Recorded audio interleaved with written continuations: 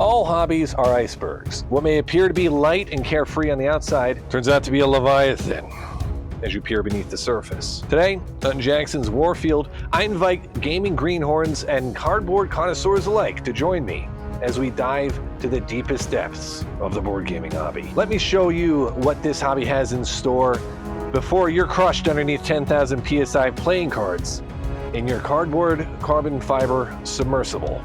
Let's row the shallow waters.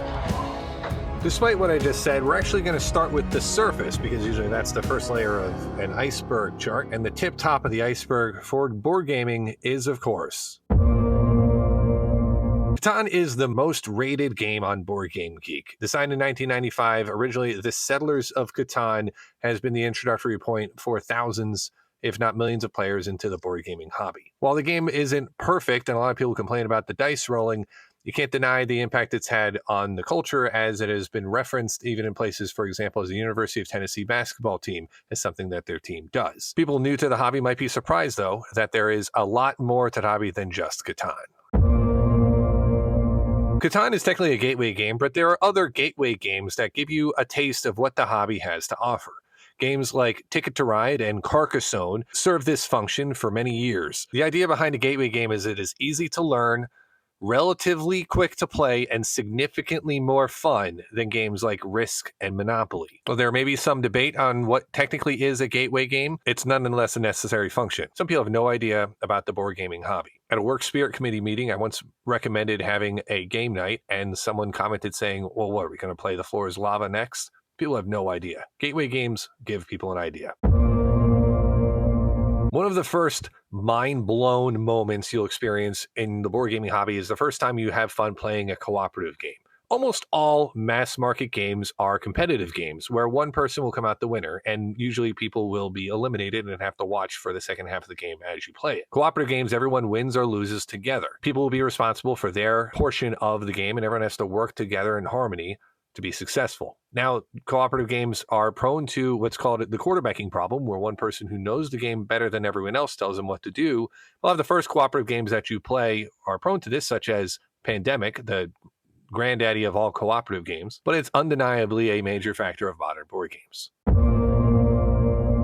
If you've ever played the game Werewolf, you might have an idea of what social deduction is. Usually a party-style game where a lot of people are given secret roles. Most people are good guys, and one or more people are bad guys. The modern board gaming hobby does a ton with social deduction, with games like Resistance Avalon, One Night Ultimate Werewolf, and the ultimate version of social deduction, Blood on the Clock Tower, although that's definitely not a surface game. It's one of the most common mechanics within modern board gaming and is rivaled by few others. Although one of its rivals is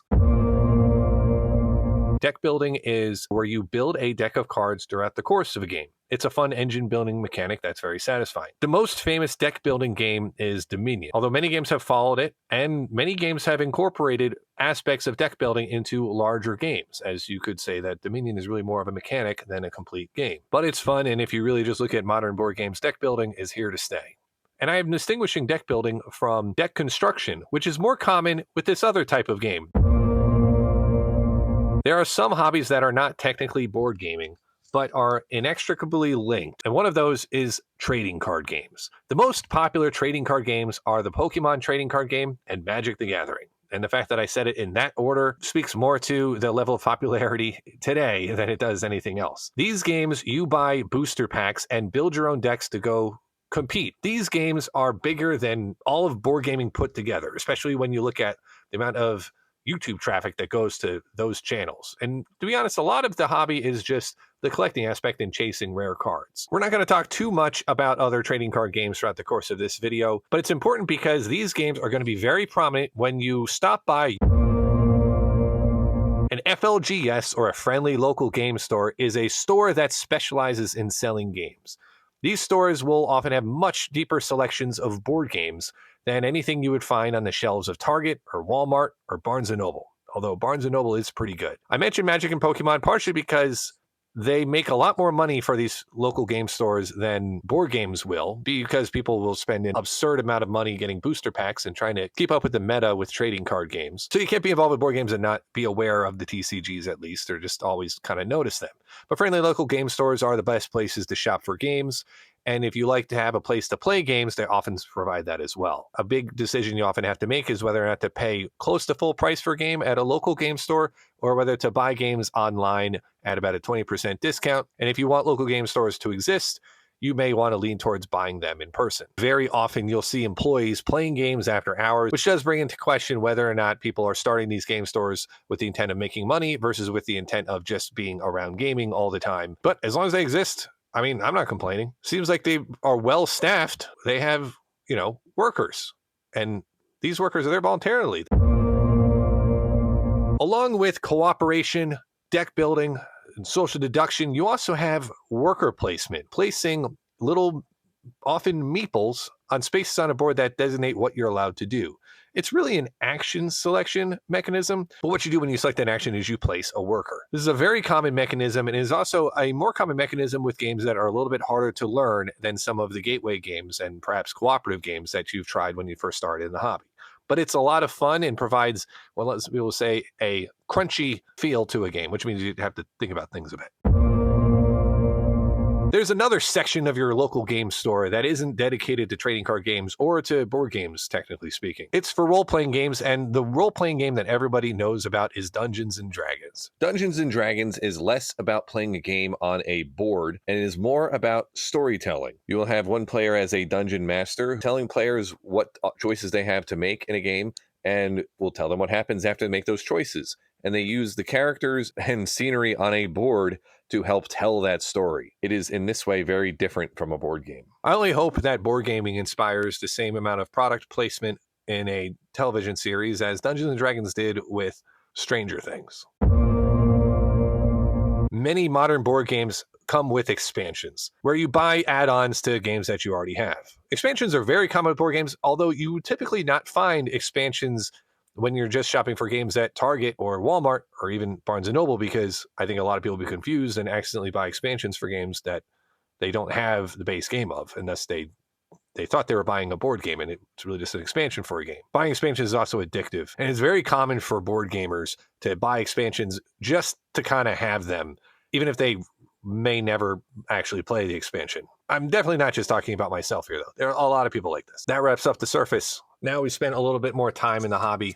We're going to start getting familiar with concepts that those not in the hobby will have no idea what you're talking about. The first of which is, I mentioned before, worker placement games. Worker placement is a very common mechanism in Euro games. Euro games are games where you are optimizing resource generation, doing things such as farming, and these games tend to not have a lot of player interaction. A lot of people criticize Euro games by saying that people are just playing a game by themselves next to each other. I mentioned also before the term crunchy. Euro games are very crunchy, and they also play very differently than mass market games such as Risk and Axis and Allies.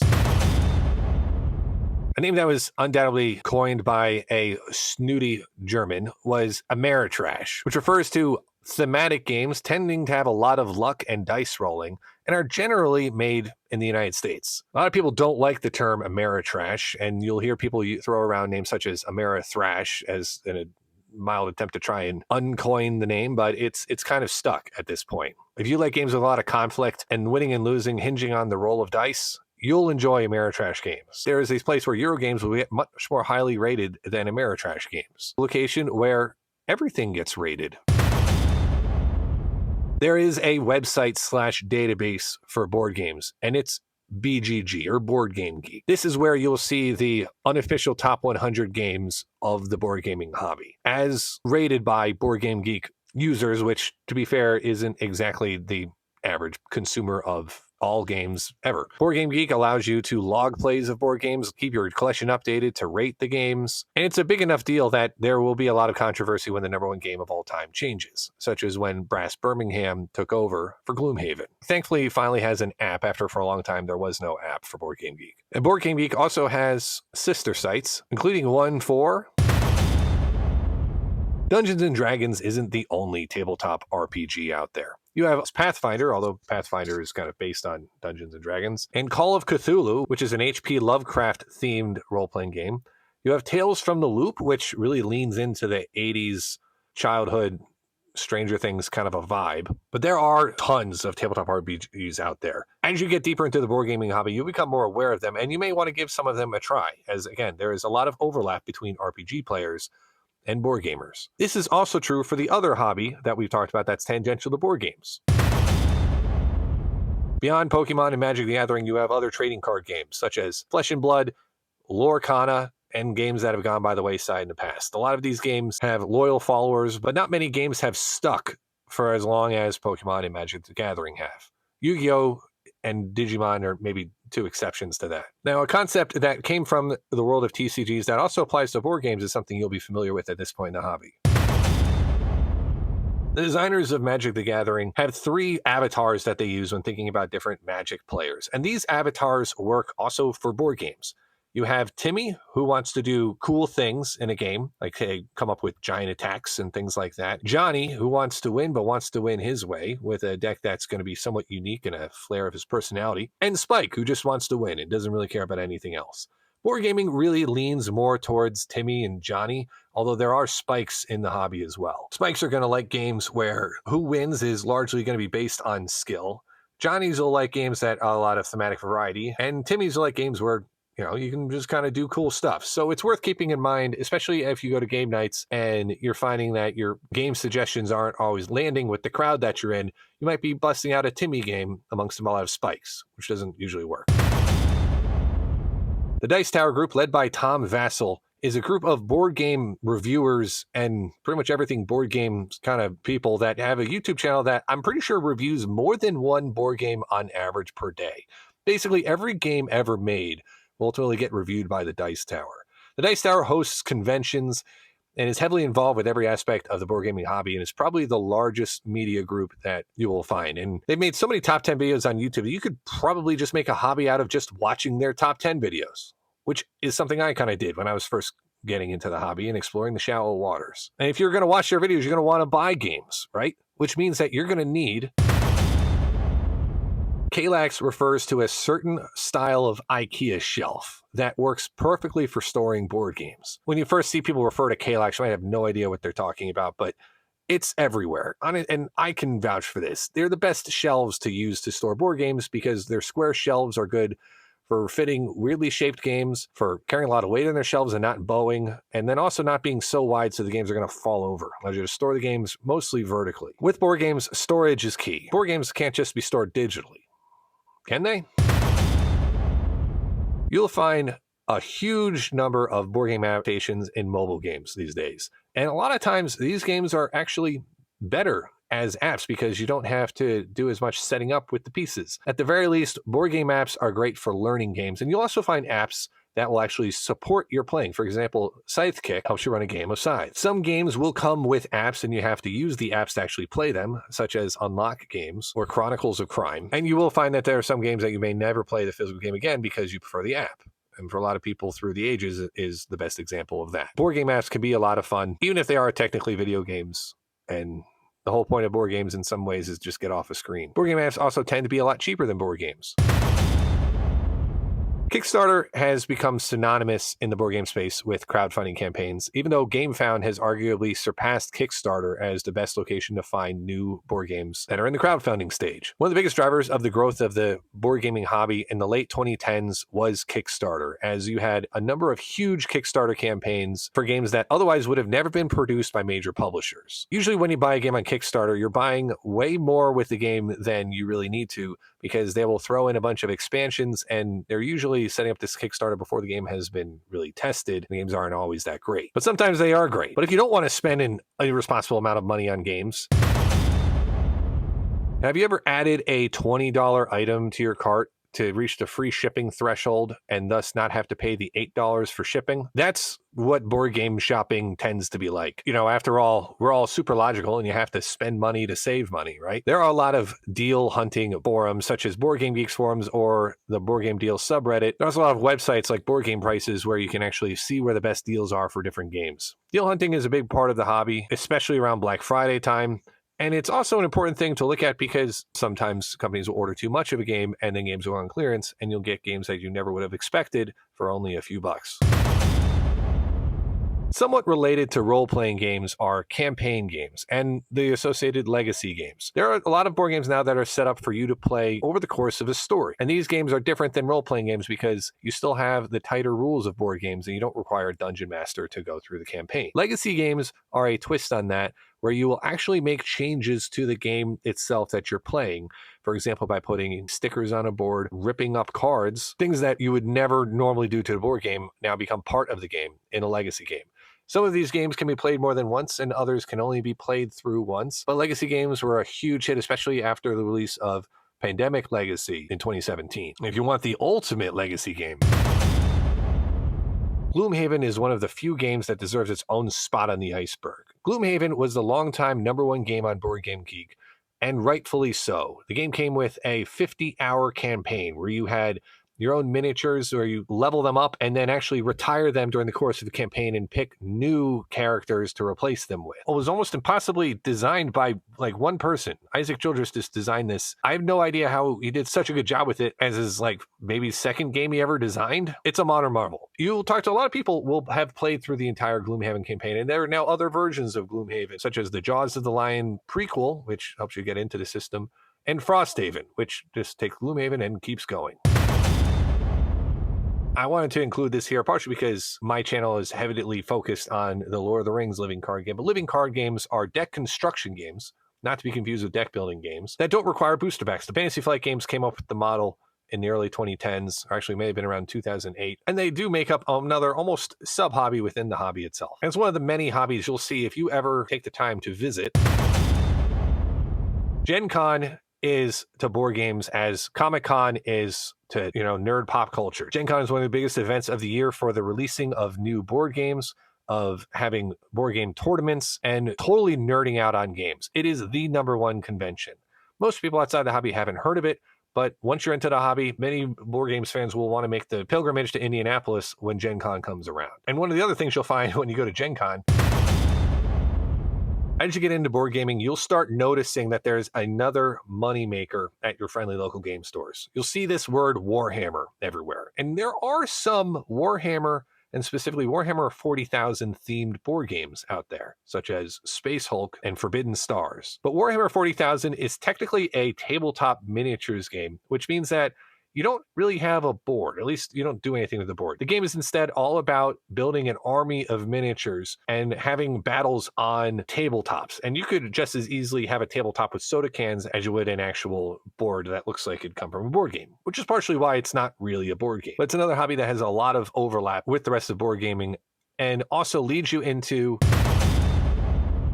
Miniature painting refers to the painting of small figurines that go with either tabletop games or board games. As a lot of the board games I've mentioned Scythe, Blood Rage is a common one where people will want to paint the miniatures in the game as a way of making the game look nicer so that their monsters or soldiers don't just look like chunks of plastic and instead look realistic. Miniature painting is also almost a requirement for getting into Warhammer 40,000. If you're not going to paint your miniatures, kind of someone else has to. Miniature painting is such a big hobby that it's another one of those hobbies that is probably bigger than board gaming itself. Like seriously, look at the number of subscribers behind the biggest miniature painting YouTube channels. And I also think it's a very fun hobby. It's an opportunity for you to create things, whereas board gaming is more about just purely experiencing things and consuming. Having things that you can display and collect that aren't just the boxes of games can be nice. And that about wraps up the shallow waters. It's time to go a little bit deeper. One of the best ways to tell the difference between a mass market game and a hobby board game is if the designer's name is on the cover.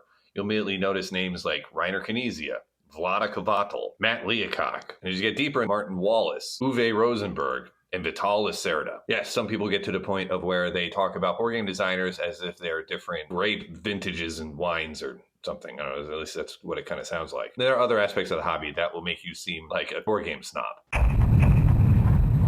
At this point, if you've been playing board games a lot, you'll find that they don't always fit on your grandmother's dining room table. You also may have noticed these on Kickstarter or GameFound. Board gaming tables are their own thing. Tables that have cup holders so you don't spill your drink on cardboard and ruin a game forever. Tables with felt tops that are kind of like a pool table, but are actually the best surfaces to play games on so you can easily pick up cards and kind of evokes a craps table at Las Vegas. One of the biggest signs of a nice board game collection right next to your Kallax shelves of games is to have a nice gaming table. Even beyond that, you could also get may have noticed at Gen Con that there are entire sections of the vendor floor dedicated to selling things such as dice towers, or custom dice, or bits bins, and other accessories that enhance your board gaming experience. There are also a lot of these that help enhance tabletop role-playing experiences, especially dice. But just looking on my shelves, for example, I have card holders, which are for both your hand of cards and for decks of cards. I got dice cups. I got some dice bowls. There are a ton of ways that you could bling out your board game collection. And it doesn't stop there either. You could also get into... Board Game Geek has a section of their marketplace called Geek Bits, where you can buy upgrades to components for games. Some games like Quacks of Quedlinburg are now Quacks. So these little cardboard tokens that will get worn out, you buy nicer acrylic tokens. Games that require money, maybe you want to get metal coins. Games like Power Grid with, God forbid, paper money. Maybe you want to go with poker chips. Games like Twilight Imperium, where you're squeezing a lot of ships onto hexes on a board. Get little clear little tables that you can put them on there. There are a lot of component upgrades and things that you can spend your money on to upgrade your collection once you get to the point where you have maybe too many board games, which means you're also going to be looking into, unlike video games, movies, and other hobbies like that, you will run out of space if you keep buying board games. Some people will have different opinions on how much wall space will need to be dedicated to board gaming. But if you want to keep it under control, you will have to get into culling sooner or later. Culling is the art of selling games that no longer belong in your collection. You can be selling games that you just never play anymore, or selling games that are somewhat redundant with other games so that your collection has a game for every occasion. Some people have rules where they say they can have more than 100 games at a time. I've arguably set a rule for myself at 300 games, but I digress. Culling can be done both for in-person selling at auctions. It's very common in Facebook Marketplace, and also be done over eBay. Prominent reviewing groups shut up and sit down. It was arguably the biggest enhancer to the public perception of board games that there is. And that's not to say that they're so popular that they're in the mainstream, but the quality of their reviews comes across very differently than the Dice Tower and some of the other volume-based review sites. Their reviews are long, they're funny, they're thoughtful, and it's at the point of where if they review a game, you need to buy it quickly if you want it, because otherwise it might be out of stock. And if games you want are out of stock, you may be stuck spending money back in that other hobby referred to. We're going to talk a little bit more about tabletop miniatures than I will about trading card games and role-playing games, because I think there is more overlap between tabletop miniatures games and board gaming. Beyond Warhammer 40,000, you not only have a lot of other Warhammer games, but you have a ton of games where the game is the miniatures, and what you play the game on can change wildly. Some modern examples are War Machine and Hordes, Bolt Action, Star Wars Legion, Marvel Crisis Protocol, Infinity, Halo Flashpoint, Trench Crusade, which is also a Kickstarter. And again, these games can be hobbies in and of themselves because you mix in the miniature painting, and now you have something to spend time on instead of just waiting for the next game night to come around, or God forbid, getting into... Yeah, it's true. You kind of need other people to play a lot of board games, but not solo games. I'm not referring either to just Han Solo games. Solo games are solitaire games. It's kind of like the card game Solitaire. They're games where you try to win it yourself. A lot of cooperative games can be played as a solo game if you play as multiple players. But solo games tend to be more focused on you playing by yourself without having to shoehorn rules into fitting your specific situation. You'll use mechanisms such as automa decks, which would be, say, a deck of cards that simulates another player. A lot of modern games will come with solo modes because the solo gaming portion of the hobby is noticeably large. Not everyone gets into solo games, and a lot of people make the argument that at that point you just might as well play a video game. But if you want to maintain the tactile feel of playing a board game and you don't want to go on the screen all the time, yeah, solo games might be for you. There are a lot of board games that feature battles. Say, oh, it's a war. But you'll have people come out of left field and say, that's not a war game. That's a skirmish game or something like that. And the reason why they're saying this is because war games are kind of their own hobby. If you're looking through the Board Game Geek Top 100, you'll see games like Paths of Glory, games that really don't look like they're being advertised to the same crowd as modern board games, and are often made by different publishers such as GMT Games or some old Avalon Hill games. War games have been around for decades, and some of the best mechanisms you'll see in modern board games aren't as new as they might seem because they really have been adapted from old war games. War games tend to focus on simulation more than maximizing fun. They're fun because they simulate aspects of real life. You'll see a lot of the little square tokens that represent tanks and troops and things like that. Famously, games like Root were based on coin games or counterinsurgency games, which is another category of war games. If you see the box cover for A Distant Plane and you want to know how to play that, this might be the genre for you. Tabletop miniatures games are often also referred to as war games, as you'll have games like Bold Action and Flames of War that are war game tabletop miniature games. You also have games that are really just rule sets and you're meant to use other miniatures in them. One of the most prominent examples of a miniatures agnostic game is One Page Rules. One Page Rules developed rule sets where you can play games and the pieces used are up to you. Kind of like in role-playing games, you can just buy rules for different games and play them that way. You don't even need to buy a game. You even have games like Gaslands Refueled where you can use Hot Wheels cars to play games. Although you will probably want to make some modifications to make it look like your Hot Wheels cars are fighting, because almost all of these games involve some sort of fighting. Maybe there's a market there for miniatures agnostic games that aren't just fighting. Well, if you have an idea for a game like that, the place you go is... Believe it or not, it's very easy to design your own game and set it up so other people can buy it. The Game Crafter is there to give you that option. You pick the different components out of the Game Crafter catalog and build your own game that way. Now, obviously, if you want people to actually enjoy your game, you should probably make sure it plays well first. But it's a great way to make board game prototypes, and they have games on the Game Crafter store. And they're not stuck as Game Crafter games forever. You can take one of your games and then make it a bigger game. Maybe start your own Kickstarter campaign. Who knows? See, a lot of modern games, you can tell how they were prototyped. Some may have required components like from Game Crafter. Some games you can tell were probably tested just with a deck of cards. Speaking of, we haven't really talked about a deck of cards much here. By bridge, I don't just mean crossing a bridge to another hobby. I mean, bridge is maybe the one game where people will not see the point of playing board games anymore once they get into it. Bridge is a trick-taking game that a lot of people's, grandmothers will play. I've seen more people move over to bridge than move over to poker. I don't know. If you're worried that someone's susceptible to becoming a bridge player, I don't know. I would want to keep them in the board gaming hobby. I think it's more fun over here. Heck, if you're trying to keep someone into board gaming and they're sick of modern board games, it can be fun to play a miniatures game on a board or on a table or on a flat piece of felt. What's even more fun is playing it on terrain. People will make terrain very interesting terrain. People will make terrain that looks like it's from a movie. You'll have trench boards. You'll have boards that look like Hobbiton. You can go in any direction with this, and it's a hobby in and of itself. You could call it even diorama building, but when you're building it for gaming, you'll typically refer to it as terrain building. And it's also something that you can do by yourself. Some of the best board games are surprisingly old. Cosmic Encounter, for example, was actually designed in 1978. You think Beyblades has been around a while? It's based on Battling Tops, which was released in 1968. I remember playing that in my great-grandmother's kitchen in the mid to late 90s. There are a lot of great games that nobody talks about. Actually, a high percentage of these games are war games as well. And that's actually arguably where some of the best games were made. There are some older mainstream games that are pretty good. Scotland Yard is a famous example of that. But outside of war games, maybe the biggest area that you could delve into, there is another genre of games, kind of like war games, that is a hobby in and of itself. 18xx is the generic term for train games that follow the mechanisms developed in games like 1829. 1829 was named that way as it's a train game taking place in 1829. And using the 1800s to name your game became so common here that I think they actually ran out of years in the 1800s to name games after. And they started doing things like 18OE and 18EU. 18xx games tend to be very deep games. You will take over a train company. I shouldn't say that. You really are buying stocks in company and controlling these train companies in different ways. I listened to a board game podcast once, someone saying they played an 18xx game for the first time, and he said it was one of the best days of his life, which also says something about how much fun it must have been to have been an uber capitalist back in the 1800s, I guess. But if you don't have the money of an uber capitalist in the 1800s, you might prefer instead. Not totally unrelated from the Game Crafter are print-on-demand games. These are games where you can actually print them out and play them. You often don't even need to actually pay anything. A lot of times they're free to download.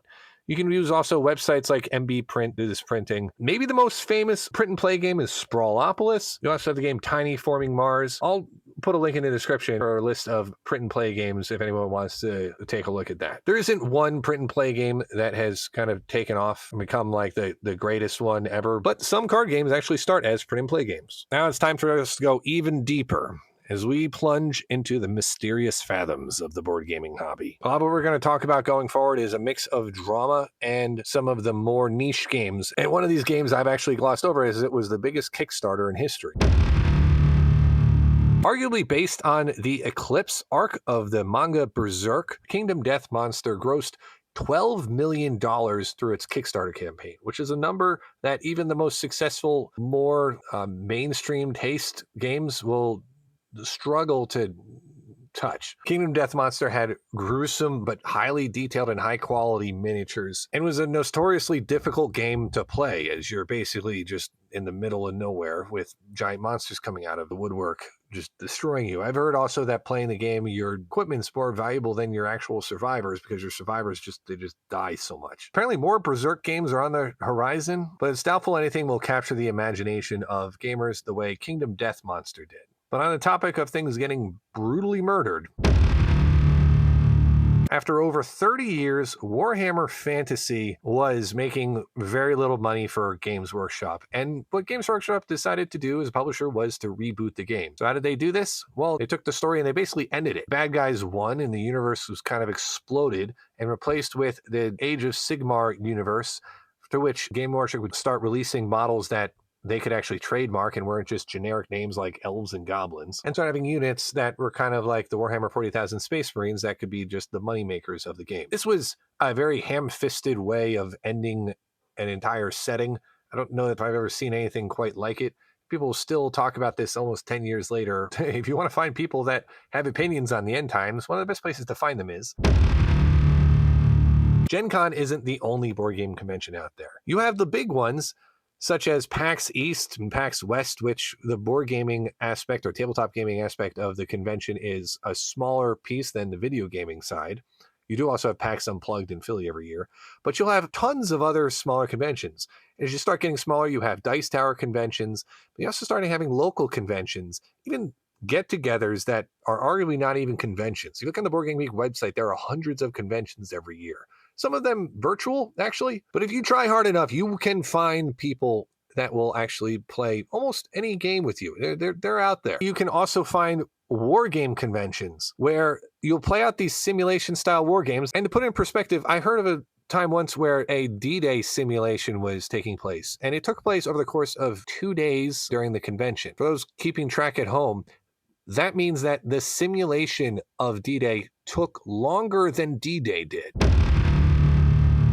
If you want to print stuff, you're not limited to just printing cards. You can also do some 3D printing. I mentioned before miniatures agnostic games. Often those games go well with 3D printed miniatures. But you may also want to use 3D printing to enhance your games, such as better components for the games or little dice holders for, say, spin down dice, or buying mountains to put on your War of the Ring map. 3D printing is a growing portion of the tabletop gaming hobby. Just remember, don't put it inside a room where you're going to be breathing the fumes afterwards. Some local libraries have 3D printers as well.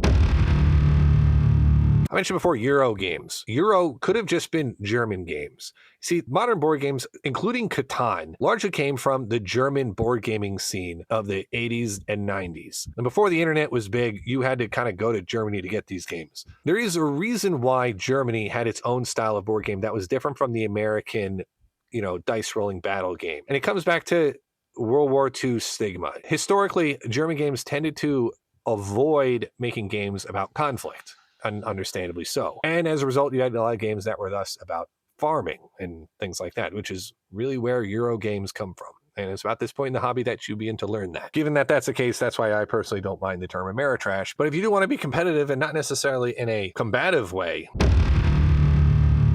just like the World Series of Poker, there's a World Series of Board Gaming. It's a growing event that takes place every September where a champion of board gaming is declared. Different games will be played here. It's not just one board game every year. You will have 16 ring games, and the champions of each of different ring games will then compete to be the world champion. These ring games may change a little bit year over year, but tend to be some of the most popular games in the hobby that are fit for a competitive scene. Maybe one day you'll be the world champion of board gaming. Maybe I'll be, who knows? But if you just want to be competitive and battle your other Spike friends,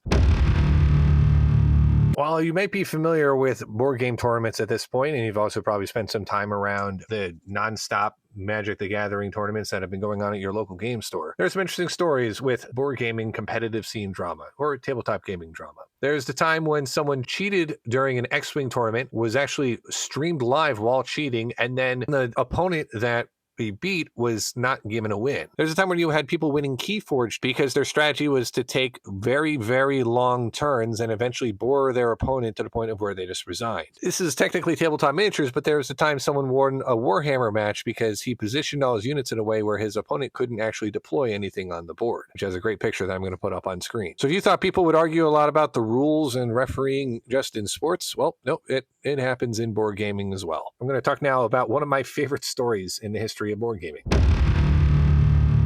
I mentioned before 18xx games, which are somewhat related to games like Age of Steam. Age of Steam was made in 2002 and had the name Martin Wallace on the cover. Now, at one point, Martin Wallace decided to try and sell the rights to Age of Steam to a publisher, but John Borer, who owns Winsome Games, which also published the initial version of Age of Steam, claimed that Martin Wallace didn't have the rights to do that, and that it wasn't actually Martin Wallace that designed the game. So Martin Wallace went ahead and designed the game Steam instead, because John Borer owned the copyright to Age of Steam. And the two games are honestly very similar, just maybe with like a little bit of different artwork, but it's the same idea. Now, in the early days of train games like this, Martin Wallace was one of the most prominent designers. You also had Harry Wu, Eddie Robbins, David V.H. Peters, etc. And it was weird that Martin Wallace had to go design a different game, right?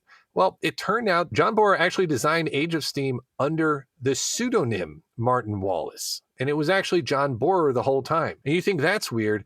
Apparently, John Borer also used different pseudonyms: Harry Wu, Eddie Robbins, and David V.H. Peters. It turned out that apparently like 3 of the 4 biggest train designers were the same guy, especially the fact that one guy was also was using Martin Wallace as a pseudonym, even though there was a real Martin Wallace. It was really weird. Martin Wallace is still a pretty popular game designer. John Borer, I don't know if he still designs games anymore. This all came to a head in about 2020 when the Kickstarter for the Age of Steam Collector's Edition finally forced everyone to sort this out. This story was actually posted on the Hobby Drama subreddit.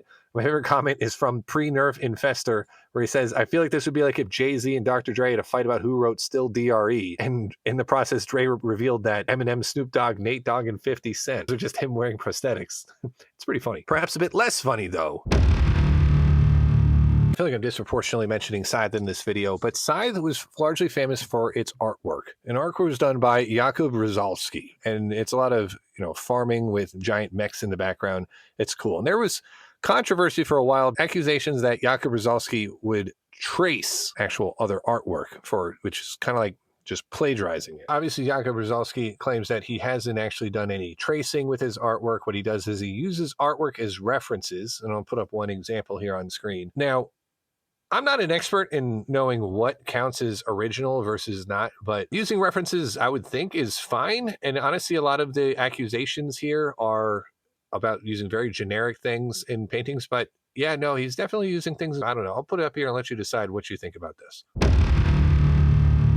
Speaking of things that may have an interesting opinion on, we'll have Kickstarter fraud. Yeah, believe it or not, there have been some Kickstarters that are fraudulent. Because you don't actually need to produce anything before a Kickstarter, you're going to have some people that are going to get all the money first before they actually produce anything of value. I'm going to link here to a list of fraudulent Kickstarters. Arguably the most famous of them was a Game of Thrones card game Kickstarter where they were promising signatures from the cast that had not been secured yet. So that one also led to people calling Child Protective Services on the person who would start the Kickstarter, and I believe rightfully so.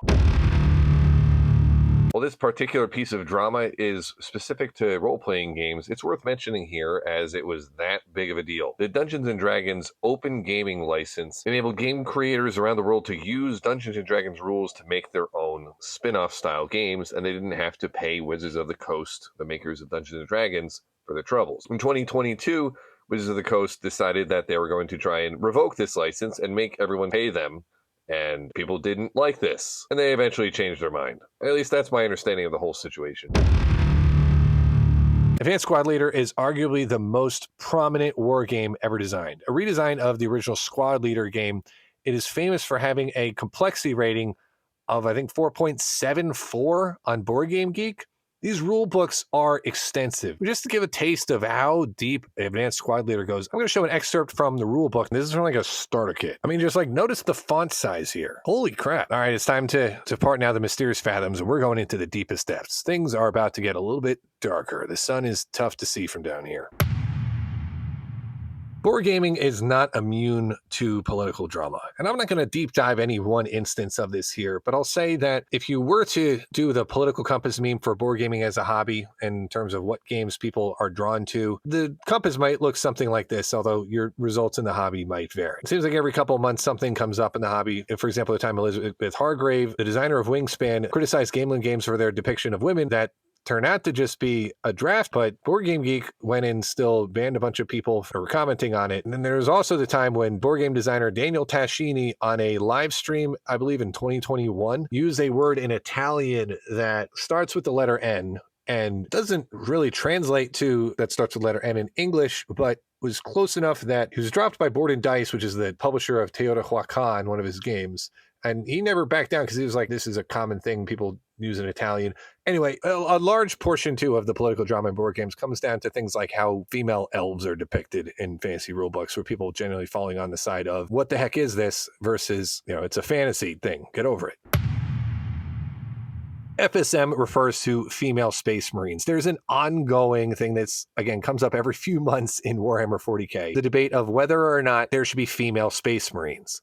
The argument's basically amounting to some saying, females should be included in the fascist Imperium army versus those saying, no, they should not. I'll just say this. It's gotten to a point where no matter what Games Workshop does, organically including female space marines is gone, because if they include it, they'll be accused of capitulating to one side of the aisle, and if they don't, they'll be accused of aligning with the other. So yeah, that one just kind of sucks. Although they did put female Adeptus Custodes in there, which is another faction, but isn't technically Space Marines. Maybe that was a test case just to see how it would go if they actually did include female Space Marines.